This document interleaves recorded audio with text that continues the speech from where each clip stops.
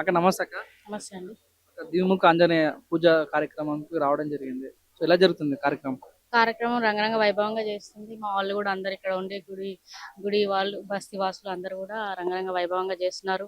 ఈ గుడి 400 ఇయర్స్ నుంచి ఇక్కడ ఉంది. అసలు ఎవరు చేస్తున్నారో తెలియదు కానీ మన ముస్లిం వాళ్ళ తెరువు మనం పోనేపోము. హిందూస్ వచ్చేసి మన గుళ్ళ మీద ఇట్లా చేయడం చాలా దారుణం కదా. ఎందుకు ఇలా చేయడం? ఆల్రెడీ ఇప్పటికి 2, 3 గుళ్ళని ధ్వంసం చేశారు. ప్రతి ఒక్క గుడిని ఇట్లా ధ్వంసం చేస్తుంటే మన హిందుత్వం ఏం కావాలి? ఫ్యూచర్ అనేది మనకు కూడా ఉండాలి, మన తరానికి కూడా చెప్పుకోవడానికి. ప్రతి ఒక్క గుడిని కూలగొట్టడాలు ఇప్పుడు సమాజానికి ఇచ్చే ఇదేనా సూచన? ఎవరైనా కానీ ఏ కులమైనా సరే, ఏ కులం కన్నా మనం మర్యాద ఇస్తాం హిందూస్ అన్నప్పుడు. ఆ కులం వాళ్ళు మనకెందుకు మర్యాద ఇవ్వట్లేదు? దాని మీద నేను అడగాలనుకుంటున్నాను. హిందువులు అంటే బంధువులు లాగా ఉంటాం మనం అందరం. సో అందరినీ ముస్లిమ్స్ అయినా ఎవరినైనా బాయ్ బాయ్ అంటుంటాం. సో ఇప్పుడు ఈ రోజు జరిగినటువంటి దాడిలో ఏ రకంగా చూస్తారు మీరు? ఇదైతే చాలా దారుణము. ఎవరైతే ఈ రోహిణ్యులు ఎవరైతే ఉన్నారో ఇది చేసినందుకు వాళ్ళకి ఖచ్చితంగా శిక్ష పడాలి. ప్రభుత్వం ఏదైతే అంటున్నదో వాళ్ళ పిచ్చోళ్ళు వాళ్ళు మంచో అట్లా కావడం తప్పు అది ఇది అనేసి అంటున్నారు, మనల్ని నిందిస్తున్నారు. వాళ్ళు తప్పు, వాళ్ళు కరెక్టే మాట్లాడారు, కరెక్టే చేసిరు అంటే వాళ్ళకి మతి స్థిమితం లేకుండా చేసిరు అంటారు. మతి స్థిమితం చేసిన వాళ్ళు అయితే గుడినే గులగొట్టాలి, వాళ్ళు మసీదు గులగొట్టేసారు. ఇంకా వేరే ఇంకా ఉన్నాయి కదా, ఇల్లు గులగొట్టుకోవాలి కదా. మన గుడి పైన ఎందుకు చేయాలి? గుడిలోనే మలమూత్రాలు చేస్తారు. మతి స్థిమితం లేకుండా గుడిలోనే మలమూత్రాలు చేస్తారు. గుడిని పోయి హిందూ దేవుళ్ళ వాళ్ళ ముస్లిమ్స్ దాంట్లకు పోరు, మా ఈ చర్చిలకు దానికి పోరు. ఆ హిందూ గుళ్ళలోనే వాళ్ళకు పిచ్చోళ్ళే వస్తారు. ఆ హిందూ గుళ్ళే కనబడతాయి పిచ్చోళ్ళకి. గుడిని విగ్రహాలను ధ్వంసం చేయడము, లేని పనులు చేయడము. ఎందుకు ఇంత అరాచకము ఇదైతుంది అంటే మేము హిందువులము మా సహనాన్ని పరీక్షిస్తున్నారా మీరు? మేము సహనంగా ఉండేంత వరకు ఉంటాము. మా గాని ఆవేశం ఎక్కువైంది అనుకో, హిందువులం అందరము ఒకటైనమంటే మీరు బతకలేరు. మీ మీ ఓపిక మా ఓపిక ఎంత ఉందో అంతవరకే. ఓపిక దాటిందనుకో మేము కూడా మీకు తిరుగుబాటు చేయొచ్చు. మీ ముస్లిమ్స్ మీ మస్జిద్లు అవి చేయొచ్చు, కానీ మాకు ఆ ధర్మం లేదు. మీ దేవుడు మా దేవుడు అంతా ఒక్కటే అని మేము ఆ ఇదిలా మేము ఓపిక పడుతున్నాము. మా ఓపికను మీరు పరీక్షించకండి. మా ఓపిక సహనం నశించింది అనుకో, అంతకంటే ఎక్కువ మేము కూడా చేసి చూపిస్తాము. మేమంటే ఏందో కూడా మీకు అసలు హిందువుల దేవుళ్ళ దగ్గరికి గుళ్ళ దగ్గరికి పోవాలంటేనే వనకాలే, వణికేటట్టు మేము చేస్తాము. అంత దాకా తెచ్చుకోవద్దు మీరు. ప్రభుత్వాలకు ఏం చెప్పదలుచుకున్నారమ్మా? ప్రభుత్వాలకు ఏం చెప్పదలుచుకున్నారు? రేవంత్ రెడ్డి ఏం చేస్తున్నావయ్యా? ఆడు ఓవైసీ గాడ అంటాడు, రెడ్డి రాయిందో వాడరైందో వీడరైందో అని మన హిందువులను ఇంతగానం తిరుతుంటే మీరు ఏంది ముస్లిం పార్టీ మన పార్టీ, మజ్లిస్ పార్టీ మన పార్టీ అని వాళ్ళ చేతులు కలుపుతున్నారు. మన హిందూ గుళ్ళు నువ్వు హిందువు కాదా రేవంత్ రెడ్డి? హిందువు కాదా అసలు? మన గుళ్ళకి ఇంత అయితే మీకు రెస్పాన్స్ అయితే లేదు. వాళ్ళ టోపీలు పెట్టుకొని వాళ్ళ మస్జిద్లకు పోయి నమాజులు చేస్తావు, ఇఫ్తార్ చేస్తావు. నువ్వు ముస్లిం అయితే నువ్వు ఎందుకు హిందూ పార్టీలకు ఎందుకు జాయిన్ అయినావు? నువ్వు తుర్కొని పేరు పెట్టుకొని తుర్కొని అయ్యి ఉండే. నీకు ఆ సీట్ దొరుకుడే కష్టం. అసలు నువ్వు ఆ సీట్ లో ఉండే అర్హత కూడా నీకు లేదు. మా పిచ్చి జనాలు మేము నమ్మి ఓటేసినాము. మాకేం చేసినావు నువ్వు? మాకేం చేస్తున్నావు? మా హిందూ దేవుళ్ళను గులగొడుతుంటే ఏం చేస్తున్నావు? నా హిందువులను నీచంగా మాట్లాడుతుంటే ఏం చేస్తున్నావు నువ్వు? హిందూ ఆడోళ్ళ మీద కూడా అదేంది వేరే ముస్లిం వాడు వచ్చి ప్రేమ పెళ్లి అనుకుంటా ఇది చేసి మన హిందువుల ఆడోళ్ళను నమ్మక ద్రోహం చేసి ఎక్కడో అమ్ముకొని సంపుతుంటే నువ్వేం చేస్తున్నావు రేవంత్ రెడ్డి? కూర్చొని వాళ్ళకి సలాం కొడుతున్నావు నువ్వు? ఏసీ రూమ్ లో కూర్చొని సలాం కొడుతున్నావా? ఎందుకు భయపడుతున్నావా నువ్వు? భయపడటం నీకు ఎందుకు సీటు? అవసరం లేదు, దిగిపో. నువ్వు సీట్లకే దిగిపో, నీకు అవసరమే లేదా ప్రభుత్వం. ఇంకోసారి ఓట్ల పేరుతో నువ్వు వచ్చినావనుకో చెప్పు తీసుకొని కొడతాం రేవంత్ రెడ్డి. ఏమనుకుంటున్నావు? చెప్పు తీసుకొని కొడతాం మా హిందువుల దగ్గర కోర్టు కోసం వచ్చినావంటే. అంతే. రాష్ట్రంలో 23,000 మంది అమ్మాయిలు మిస్ అయ్యారంట. అంటే లవ్ జిహాద్ పేరు పెట్టుకొని, అంటే మన అమ్మాయిలని లవ్ అనే పేరు టార్గెట్ వేసుకొని మిస్ అయిన వాళ్ళు చాలా మంది ఉన్నారంట. సో మరి ఏం ప్రభుత్వాలకు ఏం చెప్పదలుచుకున్నారు? ప్రభుత్వం అంటే ఏం చేస్తాం? ఆ రేవంత్ రెడ్డి అడ్డమైన తీసుకొచ్చి కూర్చునే పెట్టిరు. పనికి శాత అసలు ప్రభుత్వాన్ని ప్రజాపాలన ఎట్లా చేయాలో తెలియదు. వాడు ఏంది ప్రజాపాలన ప్రజలను ఎట్లా కాపాడాలో తెలియదు. ముస్లిం కి సలాం కొట్టుకుంటా పోతుండు. అట్లాంటి గవర్నమెంట్ ప్రభుత్వం అట్లాంటి మనిషి చేతిలో పెట్టింది. ఏం చేసాం అసలు? అలాంటి కాకుండా మంచి వ్యక్తి, మన హిందువులకు న్యాయం చేసే వ్యక్తి వస్తే బాగుండు మేము అనుకుంటున్నాం. మా ఒపీనియన్. ఆ మోడీ పాలన మంచిగుంది. మా అందరికి మోడీ పాలన వస్తే మంచిగా బాగుంటదని మేము అనుకుంటున్నాం. మా ప్రజల ఉద్దేశం అది. అంతే. మీరేం చెప్తారా? ఇప్పుడు మన అమ్మాయిలని లవ్ చేసి పెళ్లి చేసుకున్న తర్వాత వాళ్ళని మతంలోకి మార్చుకుంటున్న వాళ్ళకి ఏం చెప్తారు? మతం మార్చడం అనేది అది చాలా దారుణమైన విషయం. ఒక అమ్మాయి కట్టుబొట్టు అందంతోనే అందంగా ఉంటుంది.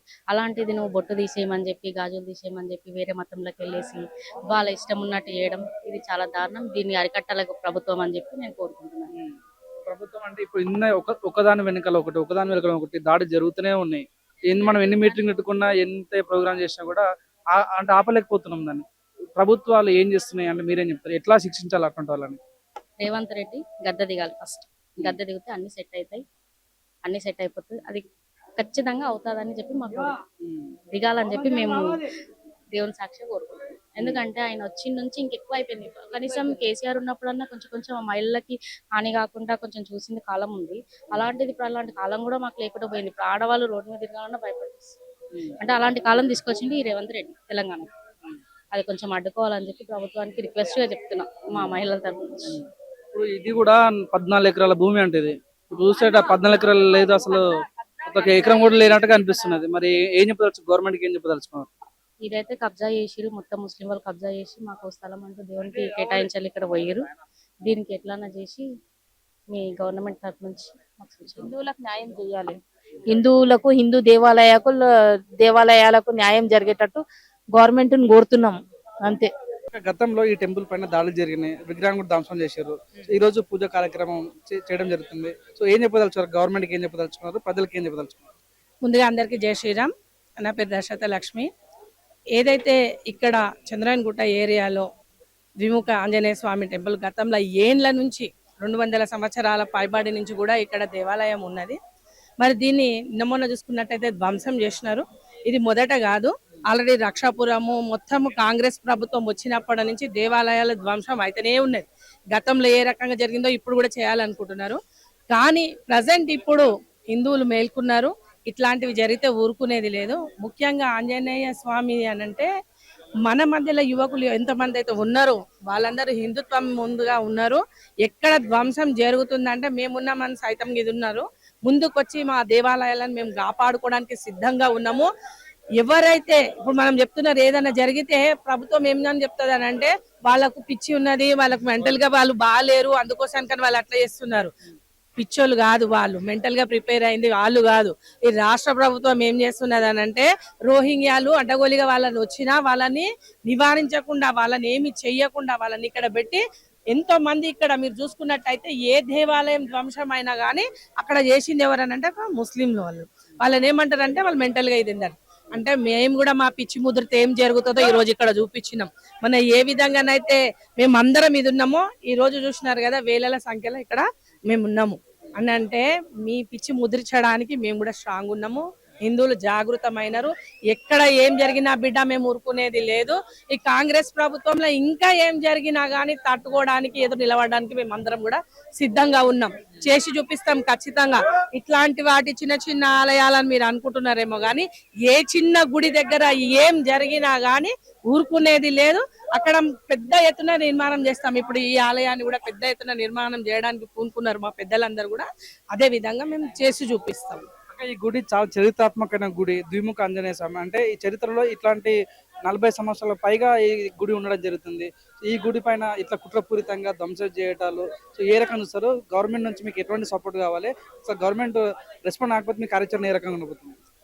అసలు ముఖ్యంగా ఇది 40 సంవత్సరాల నుంచి ఉన్నది. ఇక్కడ చూసినారు మనం చూసుకున్నట్టయితే మొత్తం ముస్లిం ఏరియా అంతా ఆక్యుపై చేసుకున్నది. అంటే గతంలో ఎక్కడన్నా అయితే ఇప్పుడు ఎన్నో ఎకరాలు పెద్ద ఎత్తున ఎకరాలలో భూమిలో ఇక్కడ దేవాలయం నిర్మితమైంది.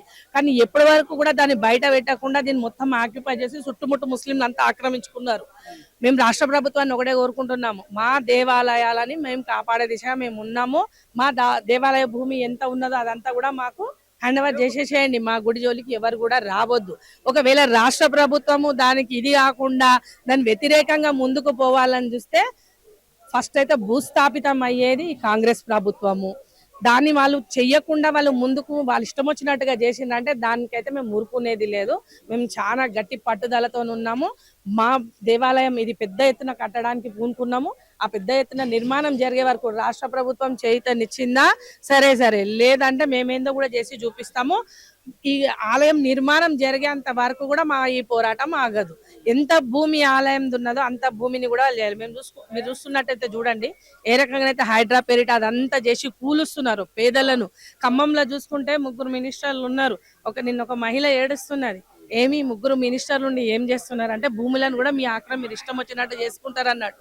అదే కాక దేవాలయ భూముల జోలికి వస్తే దేవుడు ఊరుకుంటారా?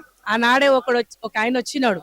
ఒక ఆయన వచ్చి నేలమట్టమైండు, కనీసం శరీర భాగాలు కూడా దొరకలేదు. బిడ్డ మేము ఒకటే చెప్తా ఉన్నాం, ఎవరైతే ఆలయాల భూముల జోలికి వచ్చినారో మీరు పోతే కూడా మీకు 1 ఇంచు జాగ కూడా లేకుండా మీరు నేలమట్టం అయిపోతారు. దేవుని జోలికి వస్తే ఊరుకోరు. ముఖ్యంగా హిందువుల జోలికి వస్తే మాత్రం మేము ఊరుకునే లేదని మేము తెలియజేస్తా ఉన్నాం. మీరే అన్నారు ఇప్పుడు రేవంత్ రెడ్డి గారు అంటే ఎవరన్నా నిరుపేదలు ఏదైనా చిన్న జాగాలో ఉన్నా కూడా వాళ్ళు ఇల్లు కూల్చేస్తారు. ఖమ్మంలో కానీ హైదరాబాద్ లో హైడ్రా పీరియడ్ కానీ ఇది 14 ఎకరాల భూమి అంటే ఇది ఇక్కడ ఎకరం కూడా కనిపిస్తలేదు. మరి మొత్తం కబ్జా చేసారు. ఇక్కడ హైడ్రా ఉండదా? రేవంత్ రెడ్డి ప్రభుత్వం పట్టించుకోదా అంటే మీరేం చెప్తారు? ఇక్కడ ఓవైసీ బ్రదర్స్ ఉన్నారు కదా, రేవంత్ రెడ్డి గారికి ఎందుకు కనిపిస్తారు?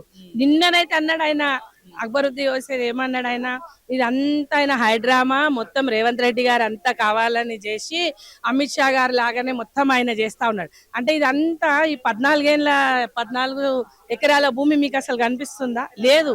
అంటే మొత్తం ఆక్రమణకు గురయ్యింది. ఈ జాగలకు వచ్చి ఆయన హైడ్రా చేసిండు అనుకో ఇంకా ఆయనంత మించిన మునగాడే ఉండడు. కాబట్టి ఆయన ఈ జోలికి రాడు. ఒకవేళ రేవంత్ రెడ్డి గారికి మేము బహిరంగంగా సవాల్ చేస్తున్నాం, నీకు ధైర్యం ఉంటే ఇక్కడికి వచ్చి హైడ్రా చేయమని చెప్తున్నాం.